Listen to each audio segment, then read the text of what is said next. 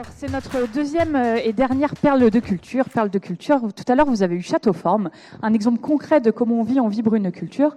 Aujourd'hui, nous accueillons Amandine Péchioda, qui est la fondatrice de My Little Paris, rédactrice cofondatrice. Pardon, ça y est, c'est la fin pour moi.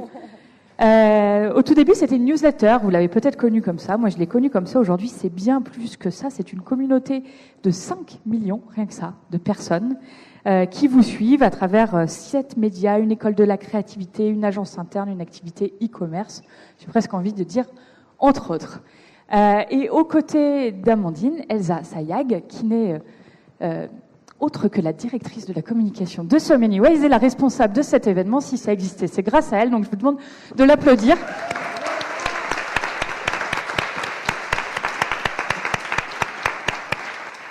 Je la coince parce qu'elle est sur scène, sinon elle acceptera jamais de remonter. À vous. Vous m'entendez bien ? Oui. Bon, merci Amandine d'avoir accepté notre invitation. Pour la petite histoire, il y a 12 ans, je suis passée en stage sur les bancs de My Little Paris. Et aujourd'hui encore, j'ai des papillons dans le ventre quand j'entends prononcer le mot de My Little, parce que j'ai vécu là-bas une expérience culturelle forte et aussi un management exemplaire. Donc j'avais envie d'inviter sur scène Amandine, ça me paraît, c'est impensable sans ça. Donc merci d'être là. Merci. Grosse pression. Donc l'objet de cette conversation, c'est de vous raconter comment My Little Paris, en pratique, ça se vit et ça se vibre. Et j'ai envie de te demander, Amandine, en introduction, quelle est ta définition de la culture d'entreprise ? On en a eu plein de nuances ce matin, mais quelle est la tienne ? Alors pour moi, la culture d'entreprise, c'est... Alors j'ai pas entendu toutes les définitions de ce matin, mais je dirais que c'est la personnalité collective d'une entreprise. C'est un ensemble de valeurs qui sont partagées pour travailler ensemble, vivre ensemble. Et c'est aussi une boussole qui permet de prendre des décisions, etc., dans un cadre commun. Merci. Et en quelques mots, si tu devais raconter la culture de My Little Paris, lesquelles utiliserais-tu ? Alors, il y en a plein. C'est intéressant parce qu'il y a 3 semaines, on a fêté les 15 ans de My Little Paris. Et comme je devais faire la vidéo pour raconter ces 15 ans, c'était un peu vertigineux parce que la culture a évolué, l'entreprise a évolué. C'est plus toujours les mêmes personnes et je savais pas comment faire. Je voulais pas un truc qui va dans le pathos, je voulais pas un truc qui va dans la nostalgie, je voulais pas non plus oublier ceux qui n'étaient plus là. Et donc, en fait, j'ai eu l'idée de demander aux gens qui étaient encore là, ou qui étaient là, justement, depuis pas longtemps, de raconter c'était quoi pour eux My Little Paris. Ce qui fait qu'il y avait vraiment ce récit de voilà ce qu'on m'a raconté, voilà moi ce que j'en comprends, et en fait ça mélangeait plein de choses et ça m'a permis d'avoir vraiment un contenu, vous parliez d'authenticité, qui était authentique et j'étais très contente avec ça. Donc il y a eu plein de mots, mais ce que j'ai fait c'est que justement là je vous donne ces 3 mots que eux ont dit, que moi j'aurais pas forcément dit, mais en tout cas c'était donc créativité, ça c'est indéniable. C'était aussi liberté, et ça m'a fait très plaisir, et possibilité. Voilà. Et c'est vrai que le côté et si, ça a été énormément dit dans les interviews. On a interviewé les gens, pas face caméra, mais juste en mode podcast, ce qui fait que c'était très très naturel. Et donc les gens disaient, oui, en fait, ce qui est génial, c'est qu'on a l'impression que tout est possible. Si on veut faire ça, on fait ça. Si on veut faire ça, on fait ça. Et je me suis dit ah oui c'est intéressant le et si, mais le et si individuel qui fait que en fait ça part vraiment d'une envie, d'une sorte de petite passion secrète, de quelque chose qu'on a vraiment rêvé de faire et que en fait on vous donne la possibilité peut-être de faire si vous réussissez à réunir l'équipe pour lancer le sujet. Voilà. Merci beaucoup. J'ai envie qu'on revienne au commencement. C'est quoi la jeunesse de My Little Paris, de la culture My Little Paris ? Est-ce que c'est quelque chose d'organique, quelque chose de construit ? Et comment vous avez vécu cette constitutionnalisation de la culture ? En fait, au début, on était, comme tout lancement d'entreprise, très peu nombreux. On était 5-6. Et donc, finalement, la culture, c'était, je sais pas, comme dans une famille. D'ailleurs... My Little Paris a été fondée par ma sœur, donc voilà, on était comme dans une famille et on était très on fait ça, c'est super, on va fêter ça, c'est trop bien, on est trop content, etc. Donc c'était très naturel et on était tous autour d'une table. Voilà, on dit que c'est la table. Enfin, pour ceux qui connaissent les bureaux de Manitel Paris, c'est une très jolie table sous une verrière. Et donc les choses étaient très naturelles. Sauf que, au bout d'un moment, on s'est rendu compte que on n'était plus au même étage, on n'était plus dans les mêmes bureaux, forcément. Pour communiquer, il fallait s'envoyer des mails, etc. Donc on pouvait pas juste se balancer de l'autre côté de la table. Et au fait, tu fais ça, nanana, bravo, c'est trop cool et tout. Et donc c'est comme ça qu'on s'est dit bon, ok, on va essayer de créer des valeurs pour que tout le monde ait une sorte de point commun. De voilà, c'est comme ça en fait que on a envie d'avoir des gens qui travaillent avec nous qui sont ok avec ces valeurs et quand on est un peu paumé, qu'on n'arrive pas à prendre de décision, en fait on a ces valeurs qui sont là. Donc c'est comme ça qu'on a commencé à écrire des valeurs qui d'ailleurs ont évolué.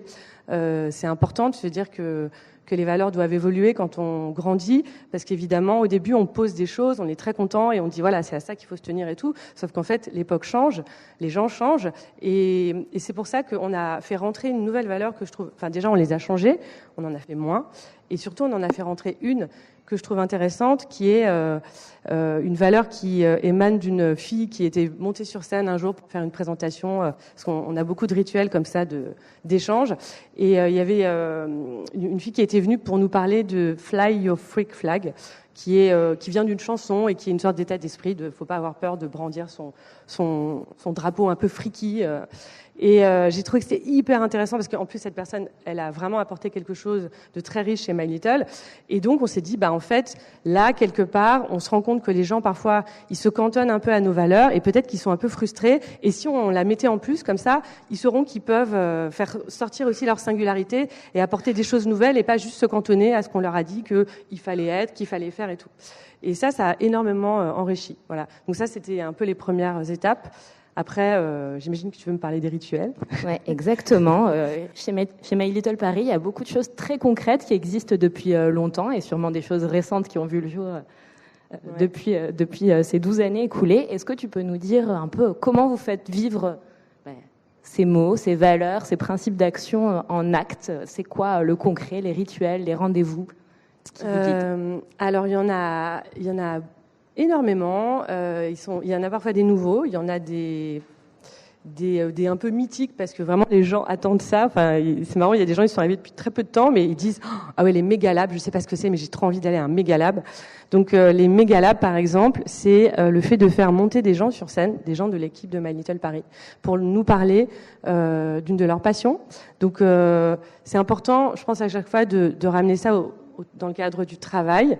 On a un autre d'ailleurs, on a un autre sous-rituel qui est nouveau, où là vraiment, c'est voilà, je parle juste d'un truc qui me passionne. Je fais une sorte d'exposé comme quand j'étais j'étais en troisième et que je faisais une petite rédaction, enfin un petit exposé sur un truc que j'aime. Mais le mégalab, c'est comment un sujet que je trouve hyper intéressant dans ma vie personnelle ou un livre que j'ai lu ou une méthode de travail que j'ai ici va pouvoir vous inspirer. Donc pour ça, on a des facilitateurs, des gens à My Little qui sont vraiment là pour coacher les gens et les aider à prendre la parole en public. Et ensuite, chacun va y aller de son sujet, le livre que j'ai lu. Je me souviens d'une fille qui avait fait une école d'interprétariat. De traduction. Et c'était hyper intéressant parce que on se rendait... Et donc ça, c'est un autre rituel un petit peu, pour le coup...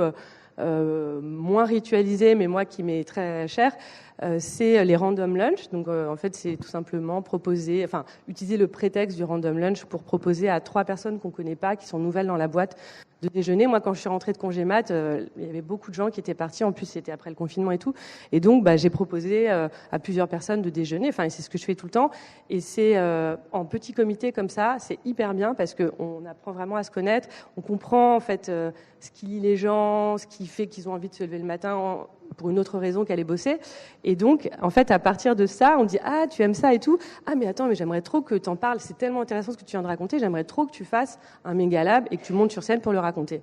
Et donc après, ils passent par justement quelqu'un qui va les aider et qui va leur faire prendre la parole en public et faire raconter à toute l'équipe quelque chose qu'ils ont appris. Ça, c'est vraiment très fédérateur. On a les culture books. Je crois que c'est un sujet que vous avez déjà abordé. Moi, ce que j'aime bien dans les culture books, c'est le fait que chaque année, j'ai l'impression d'être un peu éditeur parce que je réfléchis vraiment à une nouvelle manière de raconter l'entreprise et c'est hyper excitant. Une fois, par exemple, on a fait un truc qui s'appelait My Favorite Thing, donc ça venait de la chanson My Favorite Thing. Et du coup, c'était que des trucs où les gens vraiment, un peu dans le même esprit que je vous dis de comment l'extérieur m'inspire dans mon travail, c'était vraiment mon petit truc que j'adore.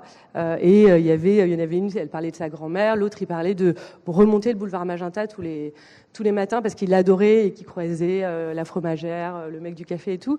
Et en fait, du coup, c'est devenu vraiment des livres. Les gens, ils adorent regarder ça. Il y avait un culture book sur votre endroit préféré à Paris. Du coup, on a pris les gens en photo dans leur endroit préféré de Paris et tout.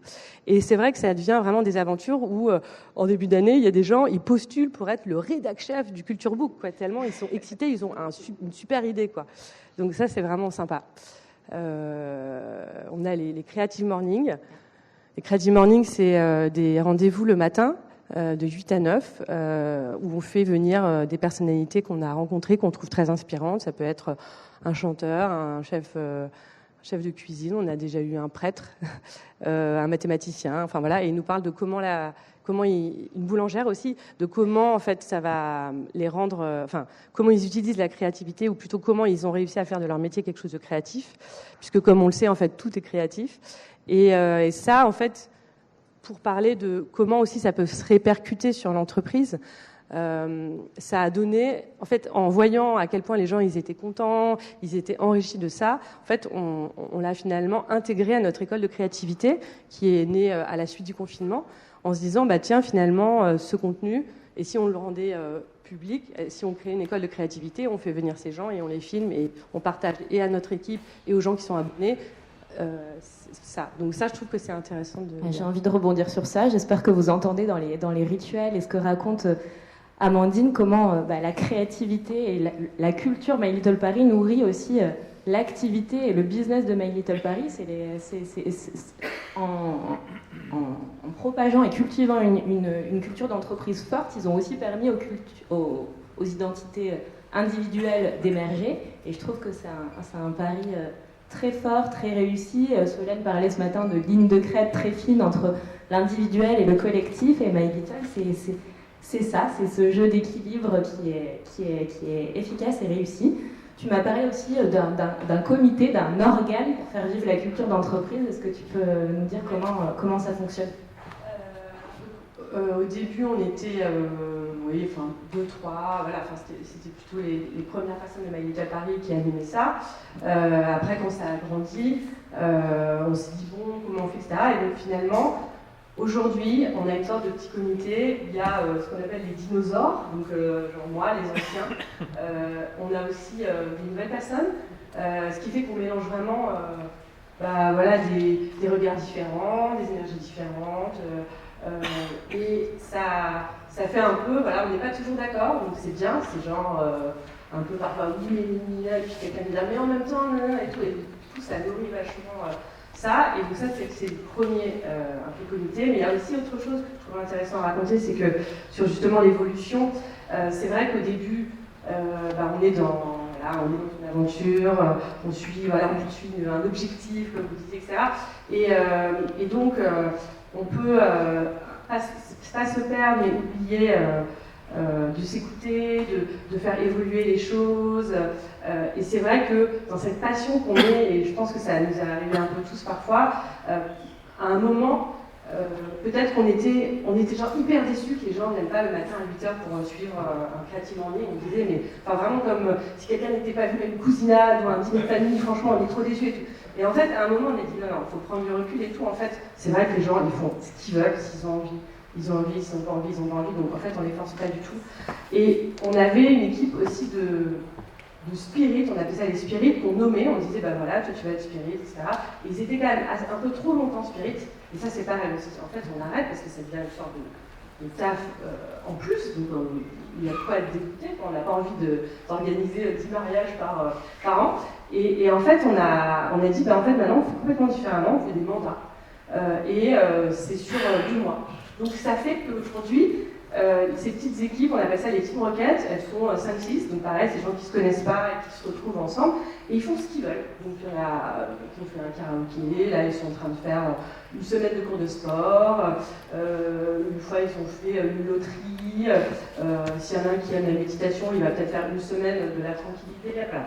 Et donc en fait on leur donne vraiment, on leur dit bah voilà, fais ce que tu veux avec la culture d'entreprise comme tu l'entends. Et ça, c'est vrai que ça a énormément régénéré. Et maintenant, et en plus, quand ils ont terminé, ils passent le flambeau à d'autres. C'est pas nous qui décidons. Donc du coup, c'est super parce qu'ils voient ceux qui ont adoré participer. Ils disent ah oui, lui j'ai repéré et tout. Et ce qui est bien, c'est que ça responsabilise tout le monde parce que bon voilà, il y a toujours un peu cet éternel débat de d'un côté les gens critiquent et puis les autres disent bah, dans ces cas-là t'as qu'à le faire à ma place et tout. Alors là en fait justement il y a ce côté bah moi j'aurais fait différemment, bah super. Maintenant tu peux le faire ou pas, mais c'est vrai que ça a vraiment recréé un super équilibre de liberté et d'expression individuelle. Merci beaucoup Amandine pour tous ces exemples inspirants et concrets. Un tout petit mot de la fin, toi qu'est-ce que tu t'attaches à rendre culturel à ton niveau chez My Little Paris? Qu'est-ce que tu cultives à titre individuel avant qu'on se lève? En fait j'ai lu hier j'ai lu hier une citation de Jane Birkin, je n'arrive jamais à prononcer son nom, désolée, qui disait, j'ai lu ça comme ça, lorsque vous commencez à reconnaître que vous vous amusez, la vie peut être délicieuse. Bon, voilà, c'est tout simple. Et je me suis dit, ah oui, en fait, c'est vraiment ça qu'il faut avoir en tête, c'est vraiment s'amuser, et que la vie pro aussi peut être délicieuse. Et ça, c'est vraiment important. Merci pour ce mot de la fin.